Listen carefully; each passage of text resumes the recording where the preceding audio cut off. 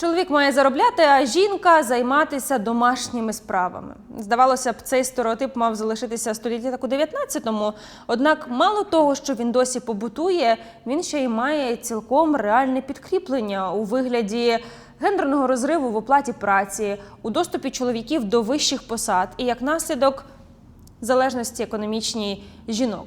Згідно із опитуванням, проведеним у 2021 році, 65% опитаних українців заявили, що в їхній родині більше заробляє чоловік. Що із цим робити і як в цьому процесі нам допоможе євроінтеграція? Мене звати Яна Брензея, і це розмова про гендерну рівність із заступницею голови Комітету Верховної Ради з прав людини Нелі Яковлєвою. Пані Нелі, я вас вітаю. Доброго дня, рада вітати. Ви особисто, працюючи у Верховній Раді, стикалися із гендерною дискримінацією? Знаєте, Верховна Рада – це таке місце з парламенту, де відбуваються постійні протистояння. І хочу сказати, що, мабуть, усі депутатки більше на початку каденції стикалися саме з гендерною дискримінацією. Адже зараз ми працюємо 4 роки і вже склалися особисті відносини між багатьма депутатами. І, безумовно, скажу так, що за ці 4 роки наші чоловіки-депутати теж стали більш зрілими щодо питання гендерної рівності. Це просто дійсно вони звикли до вас, звикли бачити більше жінок, ніж раніше у парламенті, тому що в цьому скликанні рекордна кількість жінок. Вона все ще дуже мала, але тим не менше це поступ у порівнянні з попередніми роками. Чи були якісь, можливо, заходи вжиті, якісь ухвалені рішення для того, аби зменшити рівень дискримінації гендерної нерівності? Безумовно, за ці 4 роки було зроблено дуже багато, і це не тому, що ми працюємо в межах цього скликання, а тому, що ми можемо оцінити весь поступ за період незалежності України. Безумовно, найбільш знаковою подією стала ратифікація Стамбульської конвенції, але не Стамбульською конвенцією єдиною. Є ті речі, які мають дуже предметний вияв. Є ті речі, які нам важко законодавчо регулювати, тому що вони не можуть бути виправлені виключно в законодавчому полі. От якщо ми згадаємо з вами дискримінаційну рекламу за ознакою статі, коли ми бачили оці сексистські реклами, то, в принципі, на законодавчому рівні ми це заборонили, і, відповідно, це явище поборена, або компанії будуть сплачувати штрафи за те, що вони використовують таку сексистську рекламу. Є наболілі питання домашнього насильства. І ми розуміємо, що під час війни кількість випадків домашнього насильства, вона збільшується. І тут, на жаль, не все можна виправити виключно в законодавчій площині. Ми посилювали законодавство щодо домашнього насильства в 2021 році. Ми приймали Стамбульську конвенцію. Ми зараз приймаємо ряд точкових галузевих законопроєктів, які спрямовані на імплементацію Стамбульської конвенції. Але при цьому ми розуміємо, що явище домашнього насильства, воно не викорінене в нашому суспільстві. Є речі, які ми впроваджуємо. Це, до прикладу, як відпустки чоловіків по догляду за дитиною. І в межах, коли був запроваджений воєнний стан, ми, власне, виправляли ту помилку, що чоловіки військовослужбовці, якщо двоє батьків є військовослужбовцями, був позбавлений на цю відпустку за правом догляду за дитиною. Зараз це вже прийнято ще в червні минулого року, і закон вступив в силу. Так само ми надаємо жінці права взяти відпустку у зв'язку з пологами менше, ніж за 70 днів до народження дитини. Тобто жінка сама може обирати, коли їй цю відпустку дати. І здається, що в глобальному плані ці речі, вони, можливо, є не настільки великими, але насправді для тих категорій, на які вони розраховані, для тих категорій, які стикаються з цими проблемами, виправлення цих речей є надзвичайно важливим. А саме досягнення гендерної рівності – це процес, він не дається раз і назавжди. Ми не можемо сказати, що все, ми досягли гендерної рівності, нам більше нема над чим працювати. Так само, як і демократія не дається раз і назавжди. Це постійна функція контролю і постійна функція, можливо, можливо, нашої боротьби і відстоювання наших прав в тому числі. Ну і безумовно, що самими лише законодавчими змінами не вирішити багато проблем, але погодьтеся, коли щось закріплено в законі, в нормативно-правовій базі, якось простіше на це реагувати, уже принаймні є такий маркер, так, що в нашому законодавстві це є. Наприклад, в нормативних документах ЄС є принцип рівності у ставленні. Що це таке? І чи суголосне наше законодавство з цим принципом? Зараз ми на шляху до цього. Безумовно, якщо ми говоримо про рівне ставлення, то ми говоримо ставлення без упереджень, в залежності від ознаки гендеру, статі, сексуальної орієнтації і так далі. Власне, наше соціальне законодавство, воно в переважній більшості є гендерно-нейтральним. Але ми розуміємо, що є ряд аспектів, де все ж таки це потребує і законодавчого регулювання, і нормативного регулювання. І насправді є ж певні стереотипи, які склалися у нашому суспільстві, і є нормативні стереотипи, які в тому числі закріплені у документах. І для того, щоб до них докопатися, потрібно проводити дуже комплексний аналіз як законодавства, так і нормативної бази.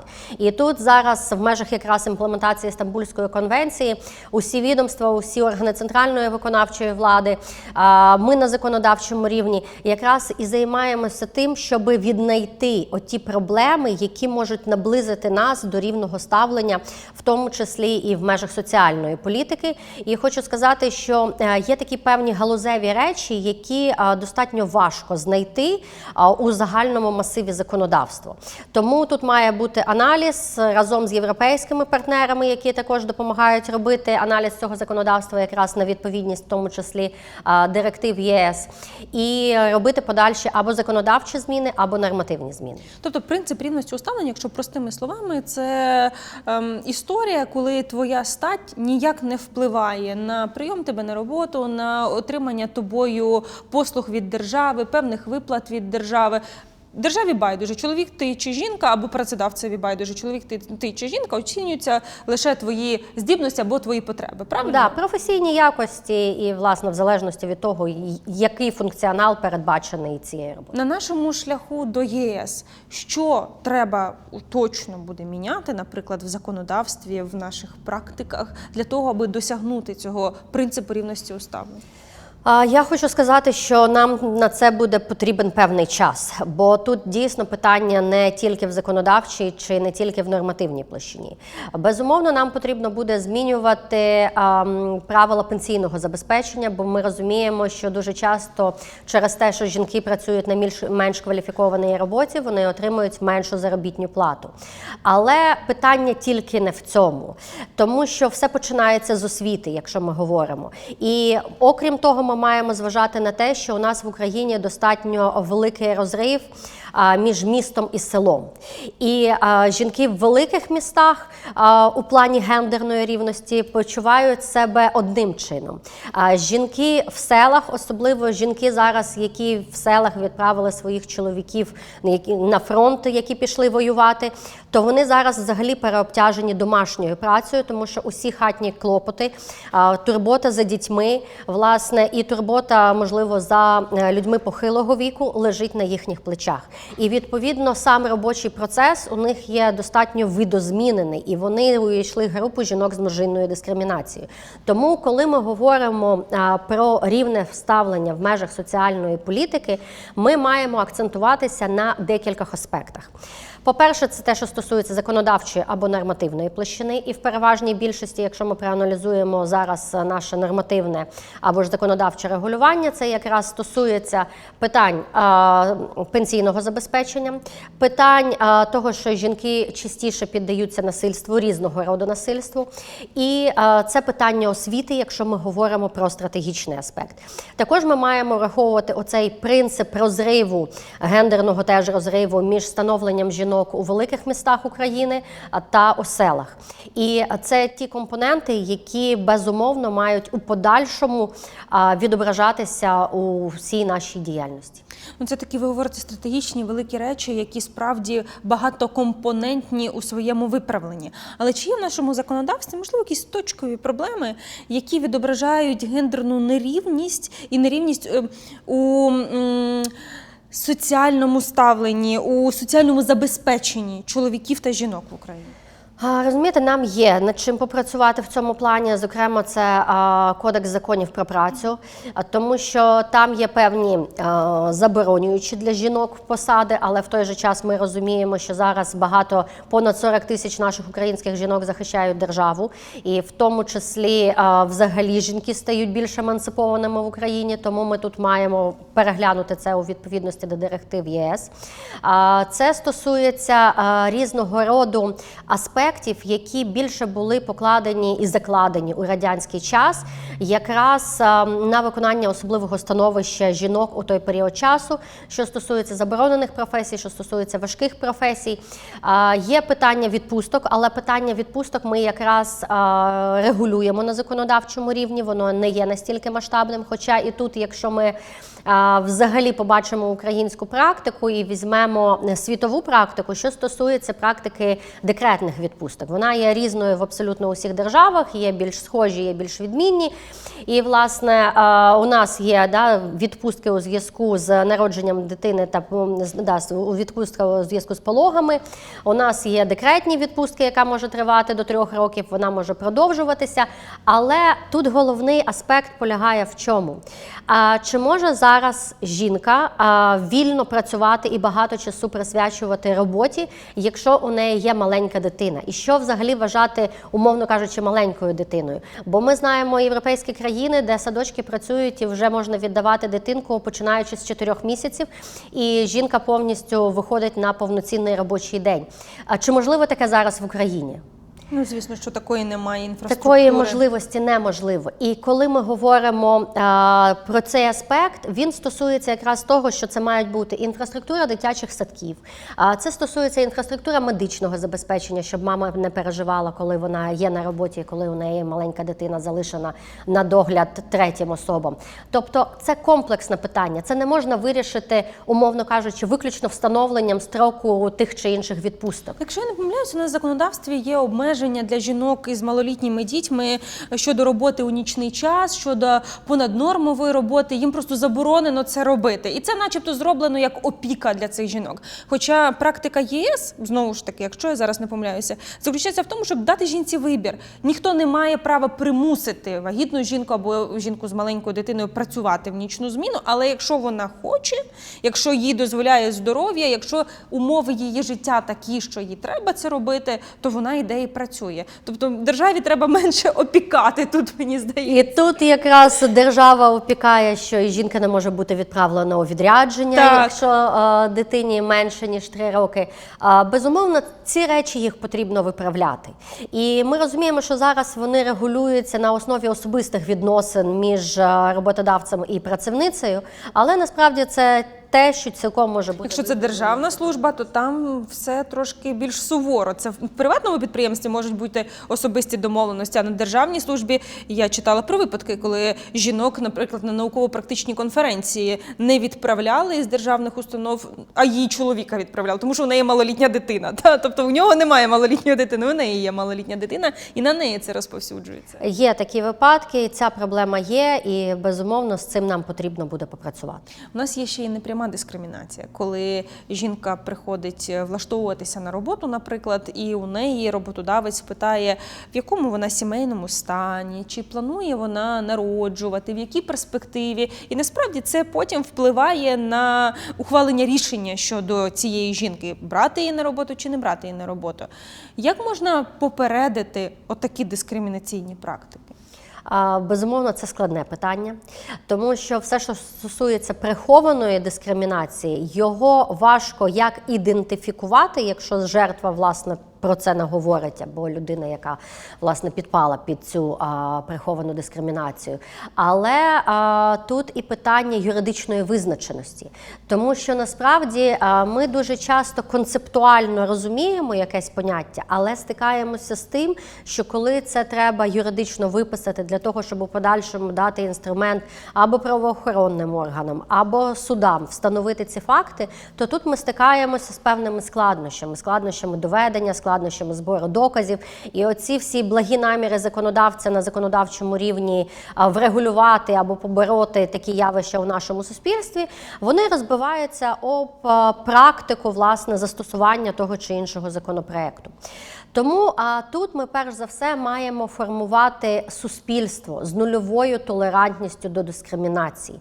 Тому що насправді, якщо ця дискримінація є прихованою і якщо про неї не говорили, то власне ми не можемо притягти когось до відповідальності. Це виключно формування культури, формування цього нульового стереотипу толерантності до насильства або взагалі до дискримінації. Це формування, як я завжди кажу, ми зараз не тільки боремося за вільну та незалежну Україну, ми також боремося і за рівноправну Україну. Тому що зараз якраз ми дуже багато з цим працюємо в аспекті імплементації Стамбульської конвенції. І от якраз чим більше, в тому числі наші чоловіки, усвідомлюють, що питання гендерної рівності – це питання часу в українському суспільстві, тим більш толерантними вони теж стають у своєму ставленні. Чим більше жіночих історій успіху, жіночих відновлення прав ми бачимо, тим більше сформується оця культура поваги взагалі до іншої статі, бо ми знаємо, що інколи дискримінують і чоловіків, так само у робочому процесі, що хтось каже, ми хочемо більше дівчинку на цю посаду, ніж хлопця чи чоловіка. Тому оцей взагалі сам розподіл на жіночі та чоловічі професії, він за своєю суттю є дискримінаційним. І я взагалі як викладач слідкувала за цією історією, наскільки у нас в природничих, в точних науках, в технічних розподіл і в гуманітарних науках.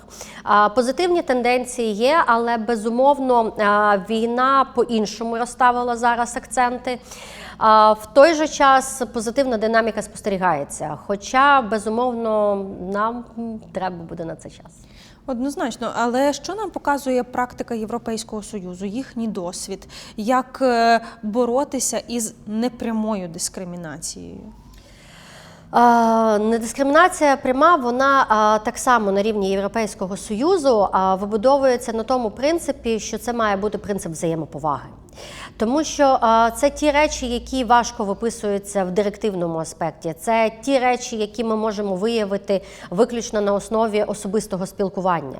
Це ті речі, якщо жіночі голоси будуть звучати в інформаційному просторі, то кожен наступний роботодавець, хто хоче застосувати ці практики, так само може бути оголошений у якихось сексистських настроях або у сексистських поглядах. І оцей острах втрати репутації, острах втрати репутації компанії, якщо ми говоримо про приватний бізнес, то це теж є дуже важливо. Ми розуміємо, що в межах бюджетних установ заробітні плати, вони визначені, власне, штатним розкладом або, власне, тими умовами прийняття на роботу, які передбачені у відповідності до займаної посади. Тобто, якщо ми говоримо про бюджетну сферу, там набагато менше цієї дискримінації, ніж якщо ми говоримо про компанії приватного бізнесу. Але дивіться, питання, наприклад, просування по службі. В державній установі жінка може бути весь час провідною спеціалісткою, але начальником департаменту стане її колега-чоловік. Таке тут теж ми буває. стикаємося з іншим аспектом, з так званим фасадом-чоловіком, тобто який має працювати на керівній посаді. Ми зараз це дуже багато спостерігаємо, коли чоловік працює на керівній посаді, на посадах заступників, умовно кажучи, працюють жінки, які в той же час виконують набагато більше роботи, ніж чоловік, який займає керівну посаду. І ця проблема є. Наскільки успішно ми її будемо долати, залежить від нас, жінок в тому числі. Це доведення ефективності роботи і злам стереотипів. Тобто в цьому напрямку нам усім потрібно продовжувати працювати. Вірити, зокрема, в себе, то що ти можеш бути і міністеркою, депутаткою, і директоркою, ким завгодно, якщо є бажання, і, звісно, система теж має на це реагувати. У нас ще є конкретна проблема – це гендер-геп в оплаті праці. Різниця, коли чоловік і жінка на однакових посадах працюючи, отримують різну заробітну плату. У 2021 році середній гендер-геп в оплаті праці в Україні становив 19%. Я дивилася Державної служби статистики дані, там майже по всіх сферах зайнятості, здається, окрім однієї, яка пов'язана була із прибиранням, вихованням, доглядом за літніми людьми. От така сфера зайнятості. По всіх сферах зайнятості чоловіки в середньому отримували більшу заробітну плату. Чому так стається? Це пов'язано з тим, що, по-перше, про що ми вже поговорили, що часто чоловіки займають більш вищі посади навіть в межах однієї галузі, і це, відповідно, дає їм можливість отримувати більшу заробітну платню. Це часто пов'язано в тому числі, що приватні компанії використовують практику таємності заробітної платні і, відповідно, домовляються з кожним кандидатом або кандидаткою індивідуально, і дуже часто жінки хочуть отримати це місце роботи і погоджуються на більш невигідні умови, ніж чоловіки своєю амбітністю намагаються довести, що вони будуть працювати виключно за вищу заробітну платню. І це, до речі, є одним, інколи компанії хочуть зекономити і беруть, власне, на роботу жінок з меншою оплатою праці. І, відповідно, ми бачимо ту ситуацію, якою вона є. Хочу повернутися до того, що це і питання освіти, тому що якщо ми говоримо про вищу кваліфікацію жінок, то це, безумовно, буде забезпечуватися тими освітніми навичками і, власне, кваліфікацією, якою вона може бути. Якщо ми говоримо про приватний сектор, то тут ми маємо так само розуміти, що питання посад жінок воно є важливим з точки зору тих фахових функцій, які вони виконують. І оце от просування жінок по службі – це в першу чергу про ефективність і результативність. Зараз ми бачимо багато прикладів якраз ефективності і результативності жінок, і от цим ми теж формуємо стереотип того, що жінки можуть займати ті чи інші посади. Ми пам'ятаємо, що раніше в українському уряді могло не бути і жодної жінки або одна чи дві. Зараз ми... Причому міністерка освіти або охорони здоров'я. Інші жінкам не даються, та? За розподілом, власне, на чоловічі і жіночі професії. Зараз ми бачимо, що ситуація змінилася, і в той же час ми не на усіх міністерських посадах поки що бачили жінок, але це в першу чергу має бути прикладом для надихання інших жінок того, що в принципі в своєму кар'єрному зростанні можна досягти настільки високих посад. Ми знаємо, що завжди дуже повільно трансформуються правоохоронні органи або збройні сили, але через повномасштабне вторгнення Російської Федерації ми бачимо, що і ці структури наразі виявляють здатність і стають більш гнучкими, власне, для просування гендерної рівності. Ну, у нас вже з'являються перші генералки, можливо, колись ми побачимо жінок очільницями провідних силових відомств, але це ще, вочевидь, попереду. Які вимоги ЄС має до України як потенційного члена, так, щодо умов праці і гендерного балансу в цих умовах праці? Ми, окрім того, що ратифікували Стамбульську конвенцію, в іншому аспекті щодо гендерної рівності, ми ратифікували партнерство Біарріц. І, власне, зараз Міністерство економіки якраз працює над цією компонентою щодо урівняння в плані заробітної плати. І це є в тому числі одна з вимог, тому що ми розуміємо, що дуже часто вже стає теза, що під час відновлення України вага жіночої праці вона буде збільшена. Теж через ряд факторів, які будуть пов'язані з наслідками широкомасштабного вторгнення. І в цьому ключі для нас важлива аудит Кодексу закону про працю і, власне, втілення змін в межах цього закону. Але головне, що тут має бути комплексний підхід. Ми не можемо змінити одне чи два положення. Нам потрібно в цілому провести аудит оцього законодавчих ініціатив або законів, які стосуються соціального забезпечення, які стосуються робочих процесів, як жінок і чоловіків. І в цьому ключі потрібен час, але я переконана, що на законодавчому рівні і на рівні нормативних документів ми це зможемо виправити. Я просто навіть не можу собі уявити, як має виглядати закон або нормативно-правовий акт, який би зменшив розрив в оплаті праці. Тобто це якийсь має бути контроль. Роботодавці мають подавати звіти з обґрунтуванням, чому Саша, дівчинка, отримує 5, а Саша, хлопчик, отримує 10. Це може бути прописано в межах політик компаній, бо ми розуміємо, що дуже часто підписуються угоди між працівником, працівницею і роботодавцем. І фактично в межах цієї угоди також сторони підписують так звану політику компанії, або в межах угоди може бути прописаний якраз цей аспект можливості недискримінації у заробітній платі і рівного ставлення в оплаті для всіх. Тобто, в першу чергу, тут як бізнес, так і державні структури мають цього прагнути за рахунок своєї репутації. От ми знаємо, безумовно, всі ми зараз допомагаємо Збройним силам України, кожен на своєму рівні, і так само це сприяє позитивному іміджу компанії. Так само, якщо компанія буде гендерно рівною, то це теж буде сприяти насправді підвищенню її статусу і її репутації в межах європейського простору, особливо якщо це компанії, які є соціально відповідальними, які працюють з європейськими структурами або працюють на експорт. Тому, скажімо так, гендерна рівність може бути в моді, може бути в тренді якраз за рахунок європейської інтеграції. І тут не будемо применшувати її роль. Безумовно, європейська інтеграція сприяє посиленню процесів, пов'язаних з гендерною рівністю. У нас є національна стратегія подолання гендерного розриву в оплаті праці в Україні на період до 2030 року. Що парламент має і може зробити для того, аби цей документ був реалізований на практиці і люди реально відчули зміни? Ця стратегія – це в першу чергу про формування політики. Зараз відбулася, наскільки я знаю, сама презентація цієї стратегії і операційний план. Ми по дуже багатьох напрямках робимо зараз великі стратегії і плануємо нашу діяльність державного управління на 5-10 років і пропрацьовуємо до цього операційні плани на 2 роки, як правило.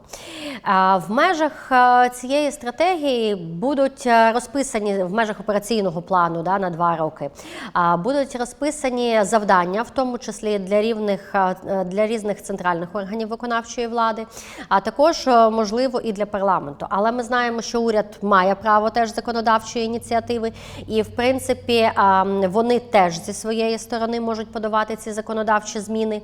Зараз ми працюємо у період війни в межах координації з урядовими структурами, визначаємо, який законопроект краще буде подати від уряду, які законопроекти заходять зі сторони від ініціативи народних депутатів України. І це все одно буде стосуватися якраз змін в Кодекс законів про працю. Тобто тут ми можемо говорити, що це ключовий документ на законодавчому рівні, який може сприяти цим аспектам. В той же час ми розуміємо, що взагалі культура поведінки на роботі тих чи інших осіб, вона формується концептуально. І тут ми знаємо з явищами мобінгу, булінгу. І в цьому ключі парламент теж приймав 2 законопроекти, які вже стали законами, що якраз стосується протидії цієї дискримінації на робочому місці стосовно мобінгу. Тобто в цьому плані ми теж працювали. Ну і щодо дискримінація на робочому місці, це може бути і сексуальне насильство на робочому місці, або от такі прояви домагань. Так? Тут теж Україна завдяки прагненню вступити до Європейського Союзу багато чого робить. Взагалі у темі протидії сексуального насильства Стамбульська конвенція, ви вже про неї згадували. Не секрет, чому саме зараз вона нарешті була ратифікована, теж саме під отримання Україною кандидатства у члени до Європейського Союзу. Які ще Європейський Союз має вимоги до нас саме у темі протидії сексуальному насильству? Це складна тема, що стосується саме сексуального насильства, пов'язаного з конфлікту. На базі нашого комітету ми працювали з цією темою, починаючи з нашої каденції. Адже якщо ми будемо говорити у широкому контексті, то ці явища були присутні на території України, починаючи з 2014 року. Якраз тоді бойові дії, в тому числі в Донецькій і в Луганській областях, сприяли поширенню цього явища. На жаль, це питання на рівні парламенту, воно досі не врегульоване. Україна не ратифікувала Римський статут, тому що стосується протидії сексуальному насильству, пов'язаному з конфліктом, законодавство України є достатньо обмеженим. Парламент не сидів, склавши руки. Ще в 2021 році, ще до повномасштабного вторгнення, ми прийняли законопроекти, які були пов'язані якраз з імплементацією міжнародного гуманітарного права та з імплементацією міжнародного кримінального права в українське законодавство, але вони ще досі знаходяться на розгляді президента. Далі почалася після повномасштабного вторгнення широка дискусія в межах владних інституцій, яким чином нам законодавчо врегулювати питання сексуального насильства, пов'язаного з конфліктом. Є декілька поглядів на те, як ми можемо зробити з точки зору юридичної визначеності, з точки зору захисту прав постраждалих, з точки зору притягнення винних до відповідальності. Ця дискусія досі триває. Я сподіваюся, що врешті-решт вона прийде до якогось фінального завершення і цей законопроект буде зареєстрований. Ми спеціально не реєструємо поки що різні підходи для того, щоб не викликати у суспільстві цю бурхливу дискусію, бо тут позиція парламентарів і позиція усіх владних інституцій є однозначною, що, власне, ми маємо захистити жертв і маємо покарати злочинців. Але питання, як це зробити так, щоб це було дієво, так, щоб це було найменш травматично для жертв, так, щоб органи розслідування мали ті можливі інструменти доказування цього, і щоб ми досягли оцього притягнення винних до відповідальності, тут триває професійна дискусія. І я сподіваюся, що ми все ж таки знайдемо цей компроміс і ми це виправимо. Пані Нелі, ну якщо у нас досі триває дискусія щодо того, як законодавчо захистити постраждалих від сексуального насильства, пов'язаного з конфліктом, де абсолютно всім зрозуміло, де добро, де зло, тобто немає ніяких тут бурлінь і сумнівів, то коли ми говоримо про сексуальне насильство на робочому місці, то у нас досі, на жаль, в суспільстві є таке явище, як сама винувата, а ти сама його провокувала, яка була довжина спідниці, а чого ти так хіхікала. Тобто все це у нас досі є. І тут ще складніше, так? То наскільки у нас захищені працівниці від домагань на робочому місці? Куди їм звертатися? Якою має бути система, аби вони себе на робочому місці почували в безпеці? Дивіться, зараз на розгляді парламенту знаходиться один з законопроєктів, пов'язаних з імплементацією положень Стамбульської конвенції в адміністративний кодекс. Там, власне, ми визначаємо у відповідності до конвенції питання сексуальних домагань. Ми в межах свого комітету це розглянули, але ми не є головним комітетом, оскільки головним комітетом є комітет з питань правоохоронної діяльності. Я сподіваюся, що вони найближчим часом це розглянуть і, власне, ми врегулюємо це питання на відповідність європейському законодавству. Але дійсно тут не все вирішується законодавчим регулюванням. Тут так само питання того, що в межах оцих трудових відносин має бути якась теж нормативна закріпленість цієї відсутності сексуальних домагань. І це в тому числі може робитися через угоди, які підписані між двома сторонами. Але в той же час ми розуміємо, що це і подолання стереотипів. І якраз таке подолання стереотипів, воно може бути забезпечено виключно через формування нової культури. Проте варто відзначити, що сексуальні домагання на робочому місці, вони мають місце, на жаль, в різних державах. І Україна тут, дякувати, не є лідером в цьому процесі, але це не означає, що ми не маємо впроваджувати більш жорсткі заходи. Тому в першу чергу це прийняття ще одного з законопроєктів, це впровадження оцієї норми щодо підписання в угодах, і далі це вже робота з роботодавцями для того, щоб, власне, ці явища ставали меншими та викорінювалися у нашому суспільстві. Ми віримо, що Україна стане членом Європейського Союзу. Як зміниться повсякденне робоче життя українців, українок після того, як весь обсяг нормативки буде імплементоване саме в питанні соціального забезпечення чоловіків і жінок, рівних прав на робочому місці? Як це виглядатиме? Розумієте, нам дуже важко це оцінити з точки зору того, що ми передбачаємо, що це буде якийсь такий один день, коли ми розуміємо, що ми усього цього досягли. Але насправді у суспільстві завжди є нові виклики. Перед цим у нас був виклик коронавірусу, пандемії, з яким зіштовхнувся весь світ, і було знову ж таки прийнято багато нових директив ЄС, які стосувалися в тому числі і робочих процесів. Тобто світ не стоїть на місці. І насправді ми ж і директиви ЄС, вони не стоять на місці. І вони теж фактично будуть з часом змінюватися, відповідаючи на ті виклики, які будуть стояти перед суспільством. Тому, в першу чергу, ми маємо говорити, що не буде цього одного дня повної імплементації європейського законодавства в наше українське. Тому і життя, власне, українок і українців буде змінюватися поступово. І ці зміни не будуть настільки глобальними в межах одного дня. Це будуть зміни, які будуть відбуватися протягом року, 5 років. Десь в цьому аспекті ми будемо бачити впровадження основних імплементацій.